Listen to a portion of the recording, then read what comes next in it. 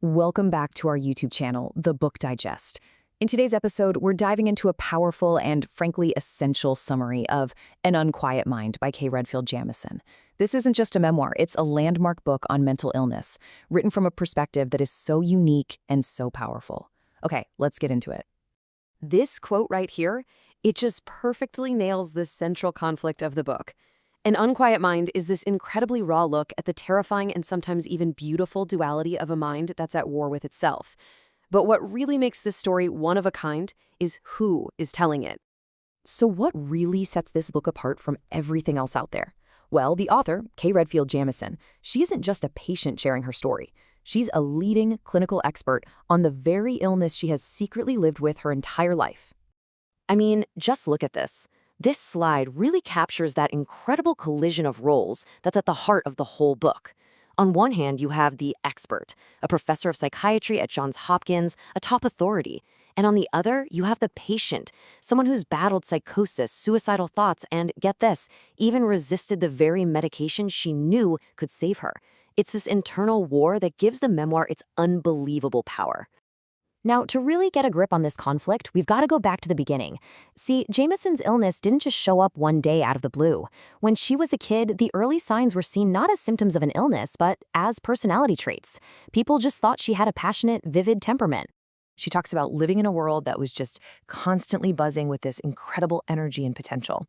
You know, these early hypomanic states, they felt amazing, not alarming. So you can totally see why they were so seductive and why the line between just having a vibrant personality and an emerging illness was pretty much impossible to spot. And eventually, this evolves into her first full-blown manic episode, which she describes with this just breathtaking clarity. It all kicks off with an almost superhuman surge of energy and confidence. And this captures that cognitive shift perfectly. Her mind wasn't just working overtime. It was on fire. It was forging these brilliant connections, with ideas flowing faster than she could even get them down. It felt less like an illness and way more like some kind of cognitive superpower. Even the physical symptoms felt like a superpower. I mean, can you imagine not needing to sleep, gaining all those extra hours in the day? For a young, ambitious student, this didn't feel like a problem at all. It felt like total liberation. And ultimately, the whole experience leads to this feeling of grandiosity, a deep conviction that she had special insight, that she was destined for something great. And that brings up a really critical question. When an illness feels like an extraordinary gift, how do you ever recognize it as a danger? That right there is the seduction of mania.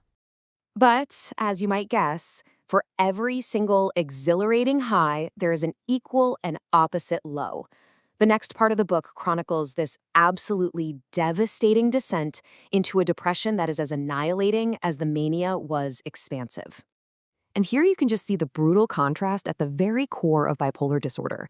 This isn't just about swinging between happy and sad. No, this is a violent pendulum swing between a world bursting with possibility and a world that is a complete and total negation of the self. Jamison is just unflinching in how she describes this state. It's a total void, an emptiness so profound that when you're inside it, suicide starts to feel like a logical, rational solution. And it was this perspective that led to her own near-fatal overdose on lithium. You know, surviving that suicide attempt, it wasn't some simple moment of clarity. The aftermath, in her own words, was messy, difficult, and gradual. There was no sudden aha moment. Just the very beginning of a long, hard process of accepting how severe her illness really was, and the fight it would take to live with it. So this acceptance, it really marks the next phase of her life, the enormous challenge of not just finding treatment, but actually committing to it. And a huge, huge barrier was her own profession. As a clinician and an academic, telling people about her own psychiatric history could have totally ended her career. There was, and honestly still is, this incredibly deep stigma, even among the very people who treat these illnesses. All of this led to a really complicated relationship with her medication, lithium. This cycle you see here is so important to understand. Lithium gave her stability, but it came at a cost. It flattened those creative, exhilarating highs that she valued so much. And that sense of loss created this constant, dangerous temptation to stop the one thing that was keeping her alive. And this really highlights a key takeaway from the book. Medication was not the whole answer. Jamison makes this powerful case that psychotherapy is an absolutely essential partner to medication. She gives so much credit to her therapist for providing the context, the understanding, and the support that a pill could never offer on its own. So, after all of that struggle, where does her journey finally lead? Well, it leads to a life that is still unquiet, for sure, but also profoundly meaningful, a life she completely reclaimed. Her recovery isn't some simple happily ever after ending. She calls it a hard-won stability. It's something that requires constant management. And yeah, it means giving up those intoxicating manic highs, but in the end, it makes a genuinely rich life more accessible, not less. To really get the historical importance of this book, just look at this timeline. Decades after lithium was discovered, Jamison's memoir in 1995 just shatters this profound professional silence. It was a complete watershed moment, sparking a public conversation about mental illness that, honestly, we're all still benefiting from today. Seriously, the impact of this book just cannot be overstated. It gave a voice to both the patient and the expert. It totally shattered the myth that severe mental illness means you can't achieve great things.